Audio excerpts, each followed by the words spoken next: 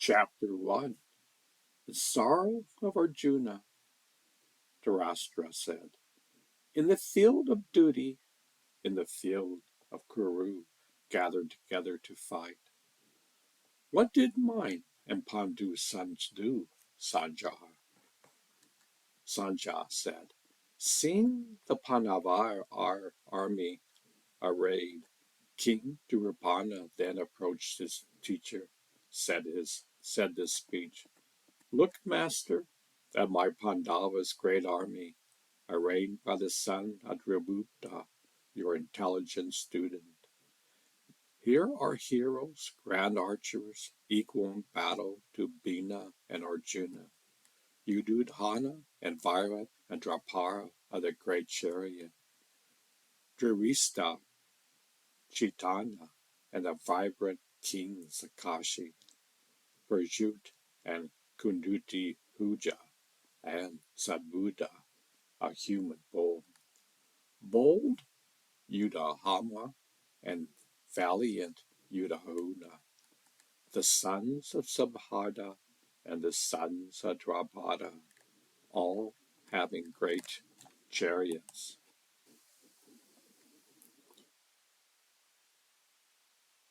Ours who are distinguished know them, best of the twice born, the leaders of my army. By proper names I tell them to you, yourself and Bhishna and Karna, and Kiva, victorious in battle, Ashvatthama and Vikana, and Sumadati also, and many other heroes risking lives for my sake, armed with various weapons, all skilled in battle. Inadequate is that force of ours guarded by Bhishma, but adequate is this force of theirs guarded by Bhina. So in all my designated formations, make sure you all protect Bhishma, cheering him up, the aged Karyu Grandsire, roaring loudly like a lion, blew his conch horn powerfully. Then conch horns and kettle drums, tabours, drums, horns, suddenly surrounded this tumultuous uproar. Then standing in the great chariot yoked with white horses, Madhara and the son of Pandu blew their divine conch horns.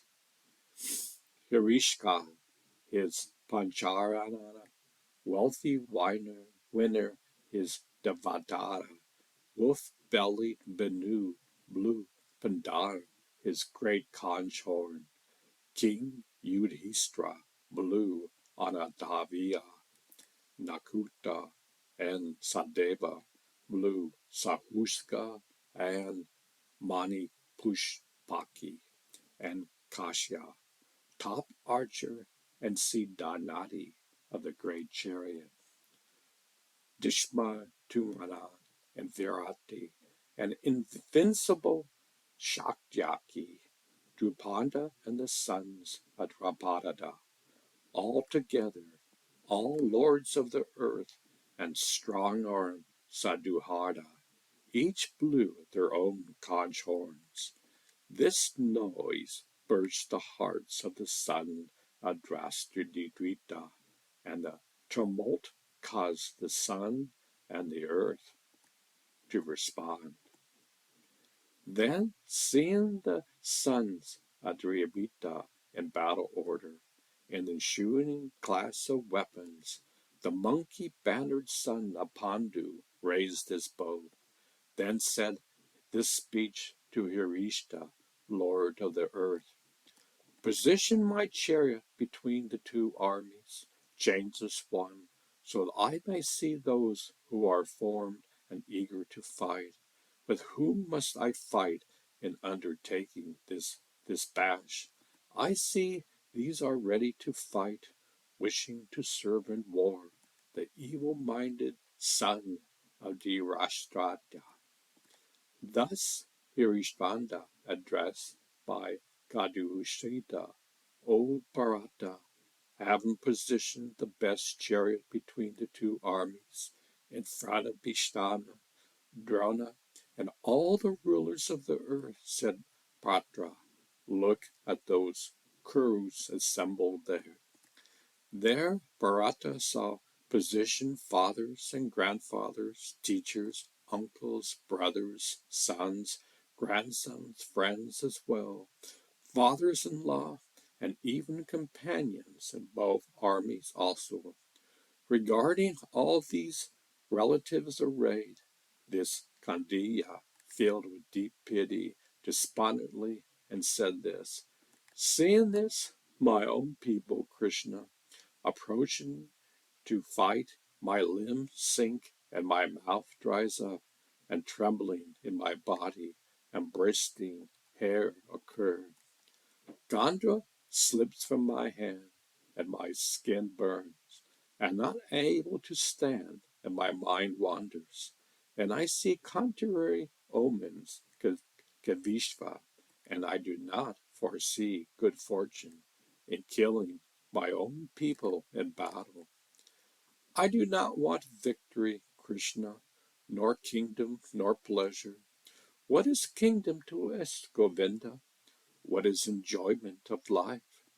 Those who say we want kingdom, enjoyment, and pleasure are those positioned for battle, abandoning life and riches, teachers, fathers, sons, and also grandfathers, uncles, fathers-in-law, grandsons, brothers-in-law, and other kin. Those who do not wish to kill, even though they are killing, slayer of Madhu, even for the sovereignty of the three worlds. How then for the earth, striking down the sons of Dravishta, what joy could be ours, Jaranda? Evil should cling to us for killing these attackers.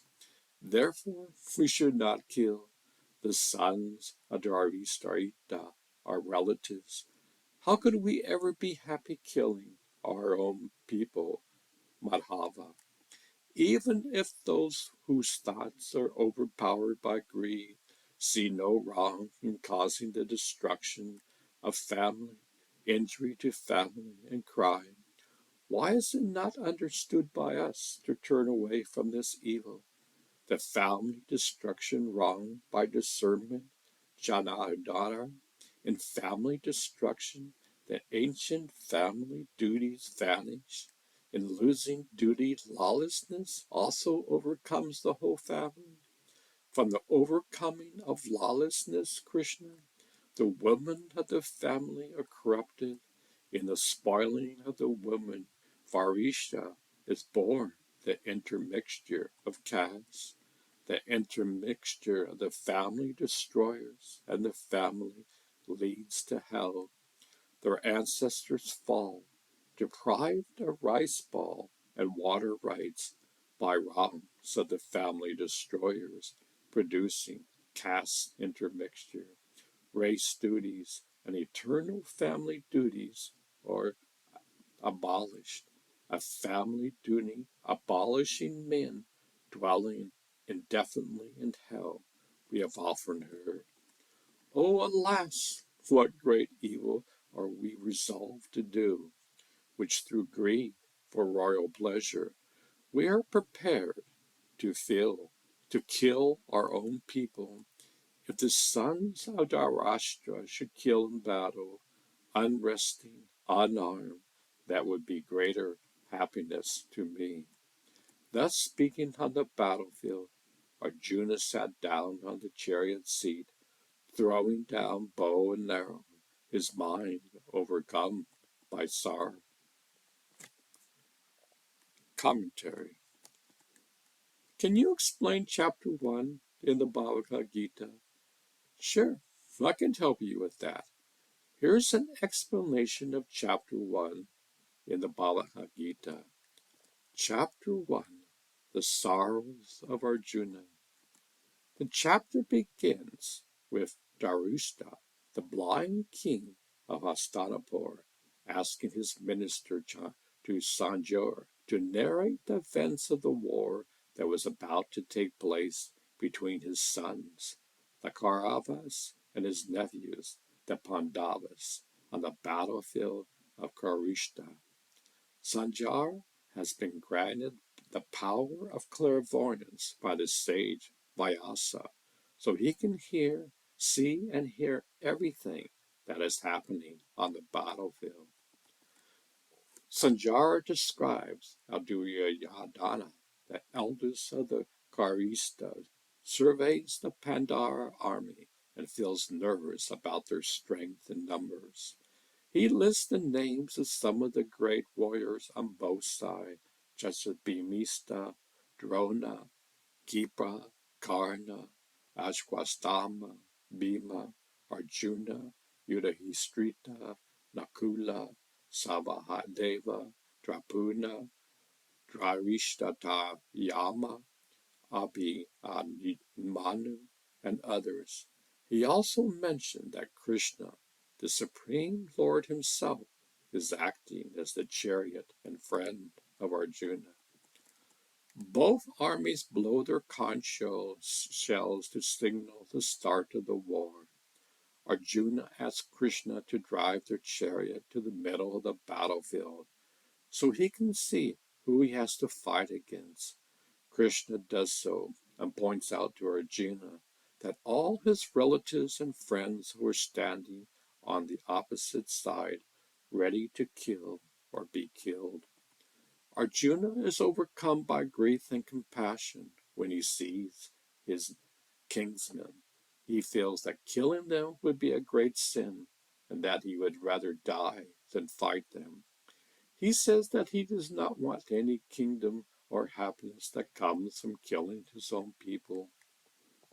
He worries about the consequences of war, such as the destruction of family traditions, social order, and moral values. He also fears that by killing his elders and teachers, he would incur their wrath and curse. Arjuna drops his bow and arrows and sits down on his chariot in despair. He tells Krishna that he has no desire to fight, that he would rather let his enemies kill him unarmed. He asks Krishna for guidance what to do. This chapter sets the stage for the dialogue between Krishna and Arjuna that forms the essence of the Bhagavad Gita. It shows Arjuna's dilemma as a warrior who has to choose between his duty and his emotions. It also introduces Krishna as the supreme teacher who will reveal to Arjuna the highest knowledge of life and reality.